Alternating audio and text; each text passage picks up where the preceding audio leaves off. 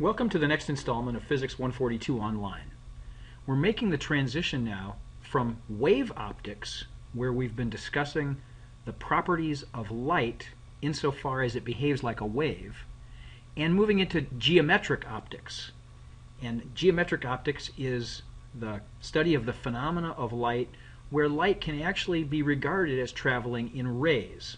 And so we really will not be worrying about the fact that light has a wavelength during this part of the course. It's going to be brief. I simply would like you to be exposed to the simple rules for understanding the way that light can be manipulated and focused by thin lenses.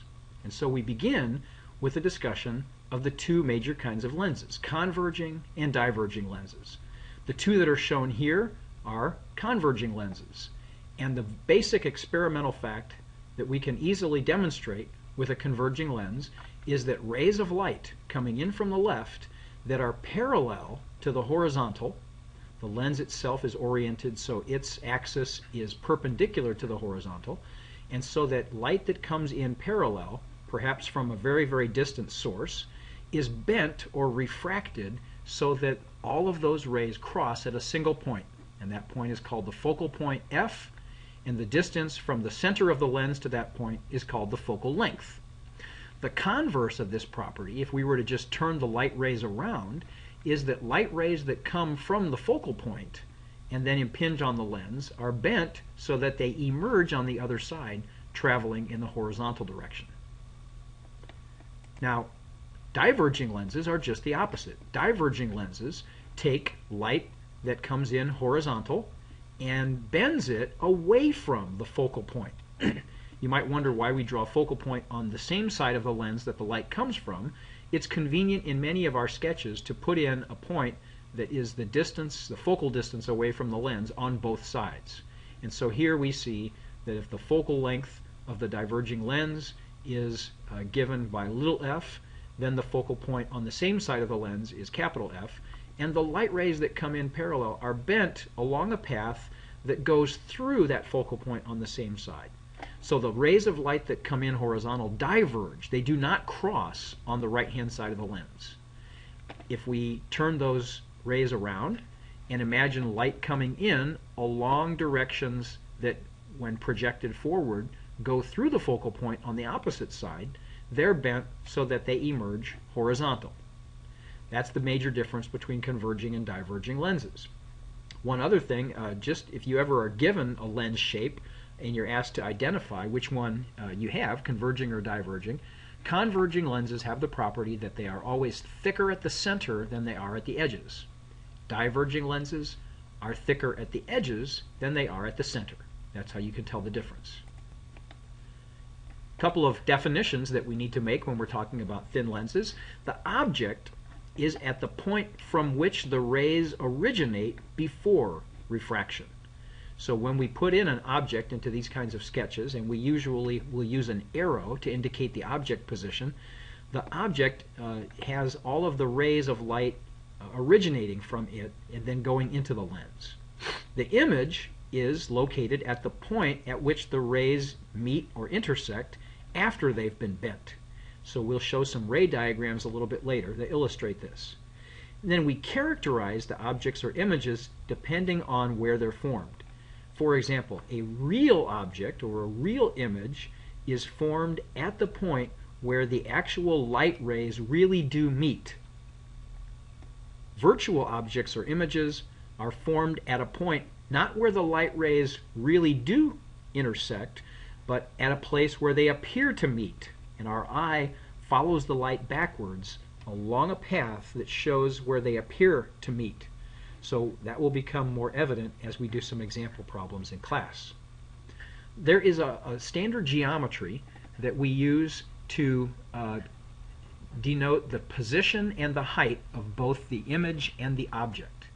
And shown here for a converging lens, we draw a dotted line through the axis of the lens. We're really just showing the shape of the lens so that we know what kind it is. But all of the measurements that are performed go to the center of the lens. So here's an object, an upward arrow that has a height h0. The distance from that object to the center of the lens is p.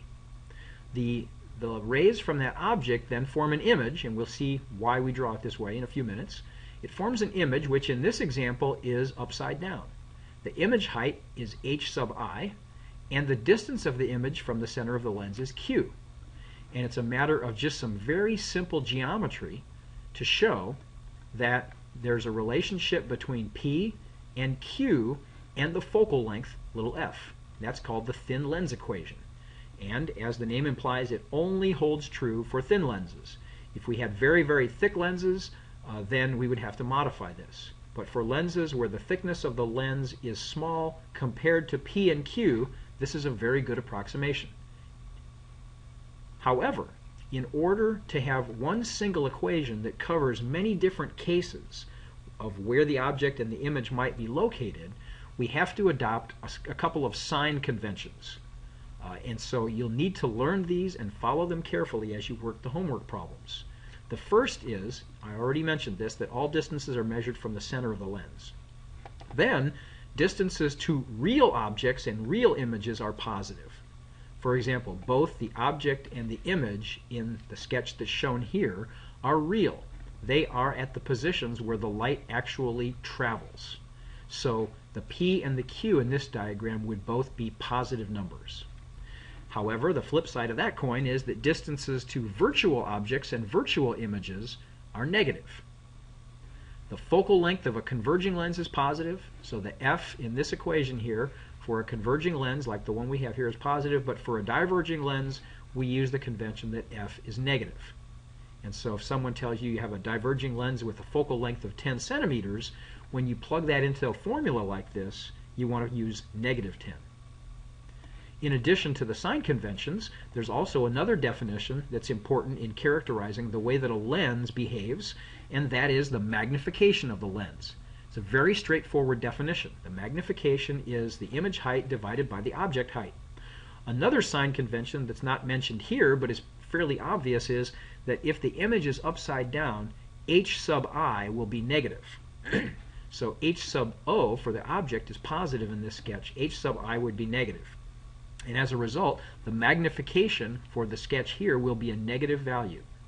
Again, it's a very simple matter of using similar triangles to show that hi over ho is actually the same as negative q over p.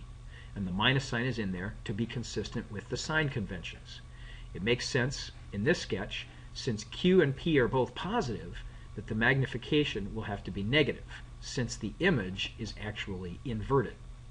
And the sign of the magnification is important. If the m is positive, that means the image is upright.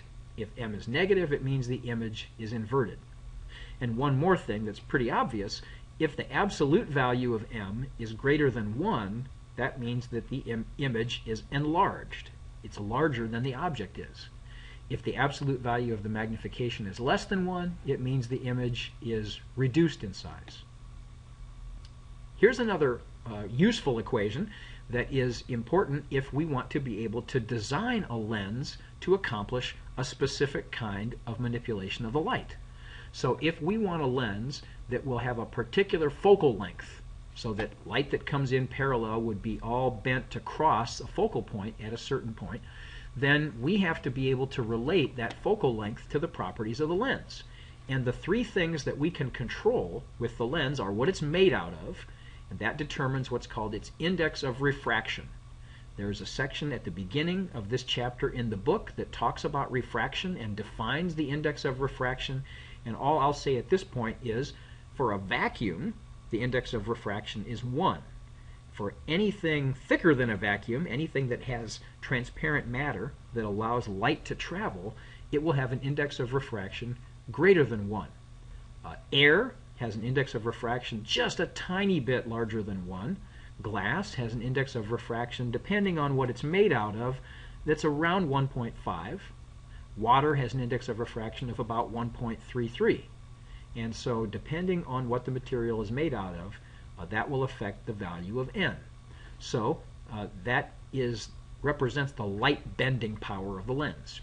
The other two things that we can control that have to do with the shape of the lens are the radii of curvature.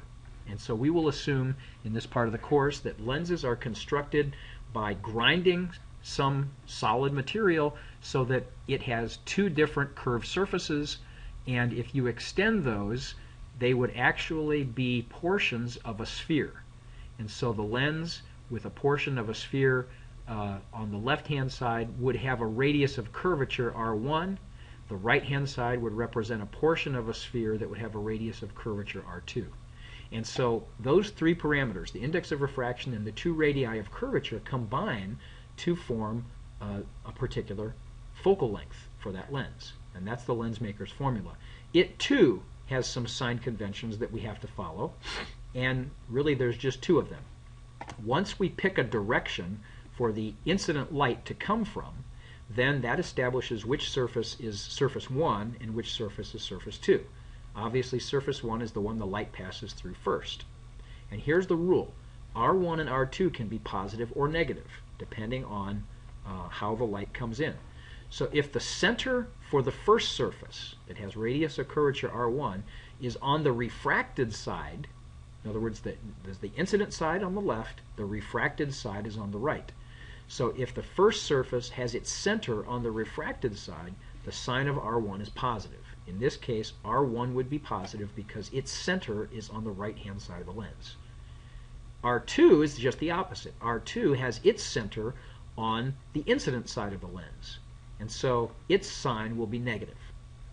So whenever you want to apply the lens maker's formula, you draw the lens, you pick a direction for the light to come in from, and it doesn't matter which way you pick it as long as you're consistent, and then that will establish whether the R1 and the R2 are positive or negative. Here's an example problem that I will solve in just a few minutes, but I want to skip over it for a second to look at ray diagrams involving thin lenses. So here are some examples of ray diagrams, and we'll look at converging lenses first and then look at one example for a diverging lens at the end. And this will be what I hope is a useful introduction to drawing ray diagrams. The reason we draw ray diagrams is that even though the thin lens equation gives us the precise values for the image distance and the object distance and how they're related, we can get a qualitative feel for what happens by drawing ray diagrams. That can often be useful because the ray diagrams will allow us to check our computed answers to see if they make sense. So here's an example for an object that's further away from the lens than twice the focal distance. So you can see the focal distance is indicated here from the lens to the point F, and then if I double that, you see that the object is further away than twice the focal distance. So there are three so-called principal rays that form a complete ray diagram. We've already alluded to two of those. The first one is what's called the parallel ray. The parallel ray for the light that comes in parallel to the optical axis, that is bent so that it goes through the focal point on the other side. So we can draw this by freehand or perhaps a little bit more carefully with a ruler. That's the parallel ray. Then there's the inverse of that, which is called the focal ray, and that's where the light from the object passes through the focal point on the same side, hits the lens, and is refracted so that it emerges parallel. It's just the reverse of the parallel ray. And right away, those two rays show me that if I do it carefully, they cross right over here. And so it tells me that the tip of the arrow forming the object produces an image, which is the tip of the arrow, and clearly that's going to be inverted because the base of the arrow will always be on the optical axis. The third principal ray, which I can use to check to make sure that my first two have been drawn correctly, is called the central ray.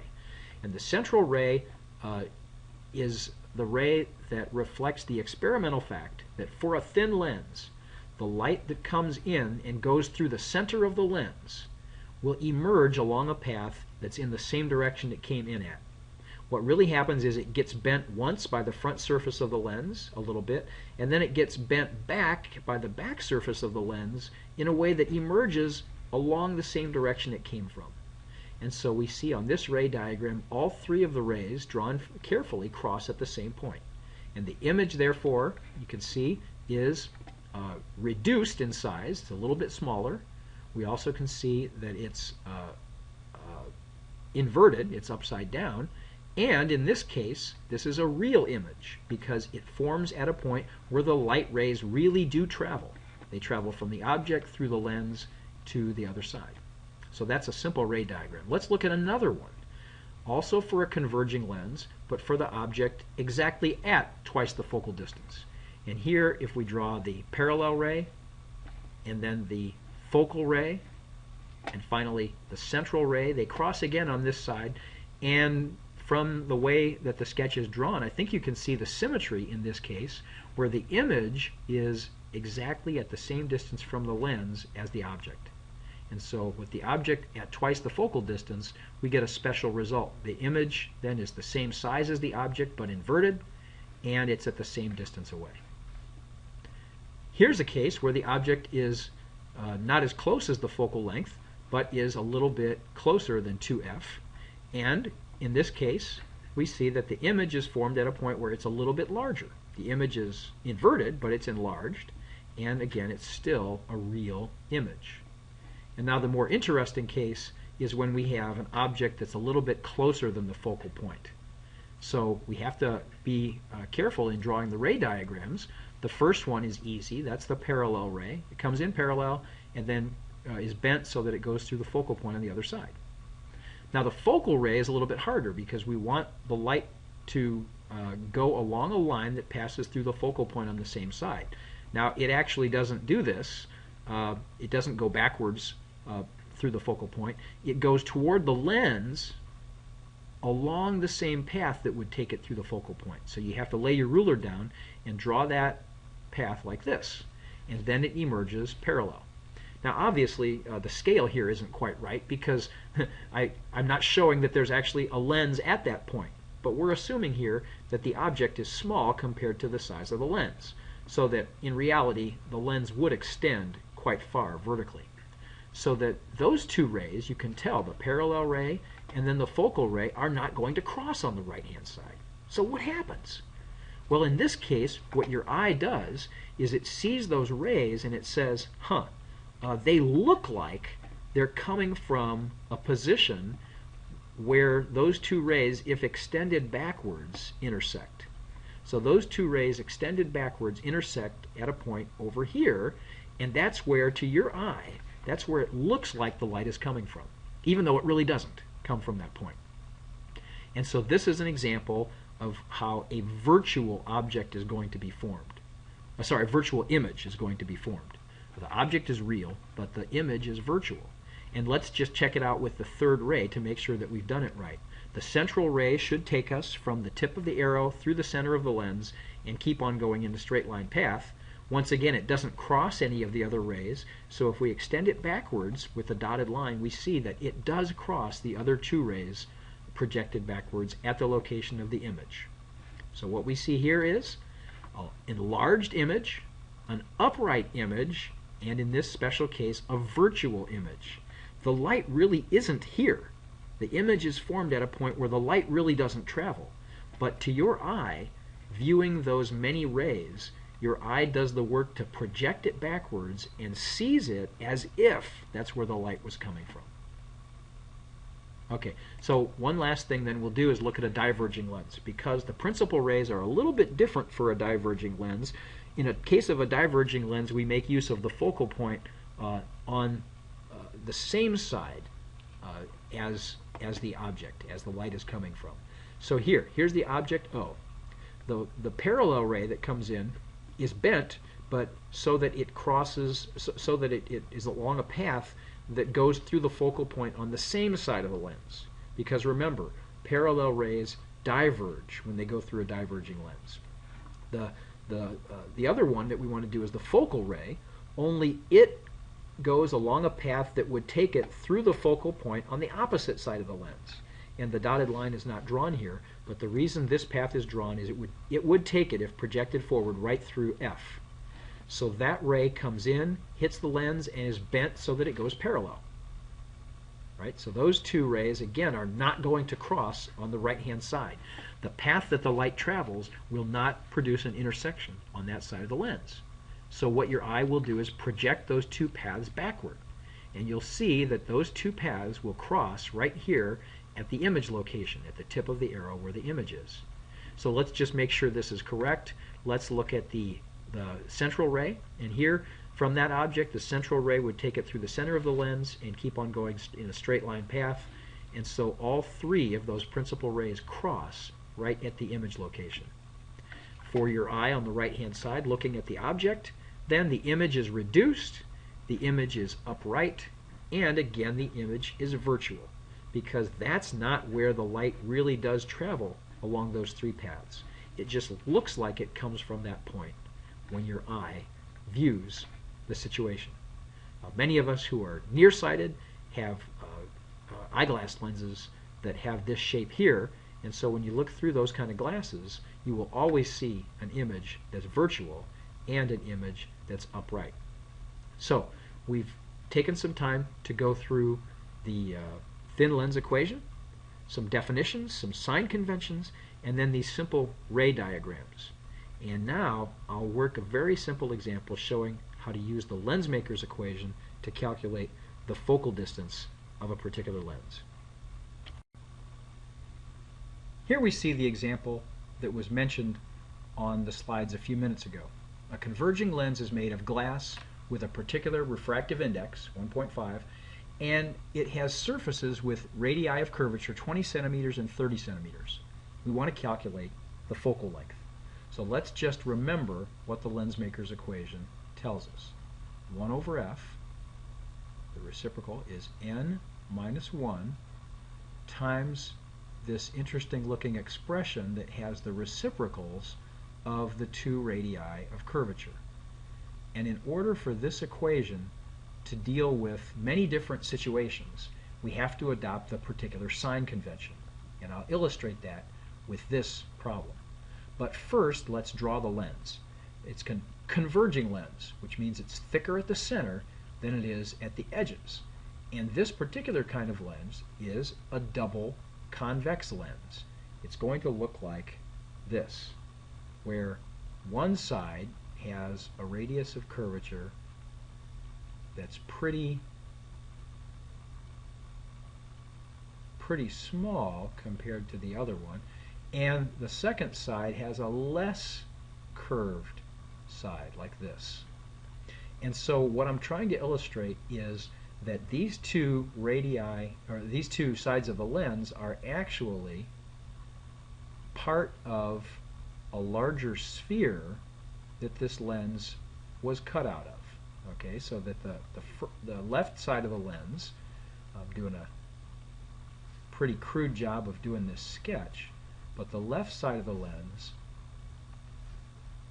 would have been part of a sphere like this that I'm trying to outline with a dotted line, and then the right side of the lens would have been part of a larger sphere because it has less curvature to it. So it would have a larger sphere, and thus it would have a larger radius of curvature. Now, how do we apply the lens maker's equation? We need to know which side is side 1 and which side is side 2. And we just do this by making a command decision. We just draw an arrow, and that arrow represents where the light comes from, so that automatically means we have an incident side. And that also means that the side that the light hits first is the side 1. So radius of curvature of side 1 would be this distance right here, R1. And whether it's positive or negative, we'll find out in a minute. That's R1, and this is the center for side 1, right here. So these kinds of sketches are helpful as I solve these problems so that I make sure I understand what the distances mean. Something similar could be done for side 2. It would have a larger radius of curvature, and its center would be well to the left of the screen. So I'm not going to bother to draw it, but you see how this works. So the convention goes like this. All right. If C1, for example, C1 is on what's called the refracted side, because the side that the light comes from is the incident side, and so on the other side of the lens is the refracted side. Refraction just means bending. So C1 is on the refracted side, and because of that, the radius of curvature, R1, is positive. And so on my, now which one is which, right? I drew my lens in such a way that I ought to be able to figure out which one of these values is R1 and which is R2.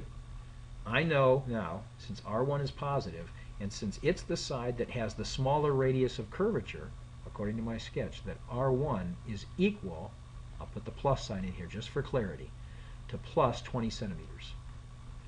And so C2, right, is on the incident side.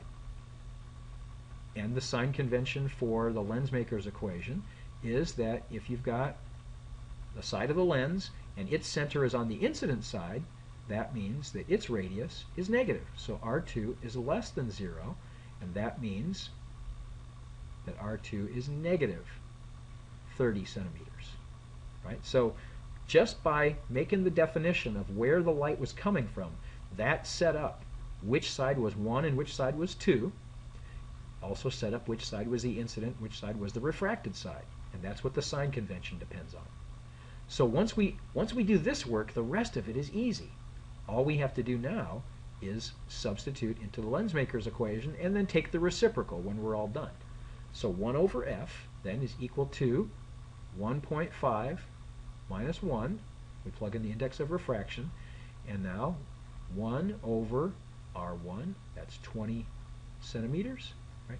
Minus 1 over, and now R2 is negative 30, so it's negative 30 centimeters. And minus a negative becomes a positive. So this becomes 1.5 minus 1 is 0.5, and that's just a pure number because the index of refraction doesn't have any units. What we have now then is 1 over 20 centimeters plus 1 over 30 centimeters. And I would just encourage you at this point, you're going to now evaluate the right-hand side and take the reciprocal in order to find f. But don't make the mistake of writing down at this point equals and give the value for f there. Because what we've written out so far is actually the reciprocal of f. So once you get it into this form, now you're going to plug it into the calculator and you're going to take the reciprocal. So I'm just going to say at this point, okay, I've evaluated that. When I take the reciprocal, I find that f is equal to 24 centimeters, and I'm done. So I'd rather do it that way than confuse things by continuing to write what that's equal to. So 24 centimeters is the focal length. Now, I can at least check that approximately because since this is a converging lens, we would expect f to be positive. And indeed, f is greater than 0 as expected for a lens that's converging. That's about all I can do, but it's a useful check because if I found out that I had calculated a negative f and I looked at my sketch, I would realize, something's wrong because I know for a converging lens, f has to be positive. Okay? Lens maker's equation can be used for both converging or diverging lenses, and you might want to try this just for an illustration. If I had turned this around and had the light coming in from the left, well, what that would do is that would reverse 1 and 2. It would reverse the labels for those two sides, and it would change which side is the incident and which side is the refracted side. So what would happen is some of the values here, some of the signs would change, but the overall result would stay the same. So it doesn't matter which side the light comes from, and we'll get the same answer each time as long as we're consistent with these conventions. I hope this is helpful, and you definitely have some homework problems where you need to use the lens maker's equation.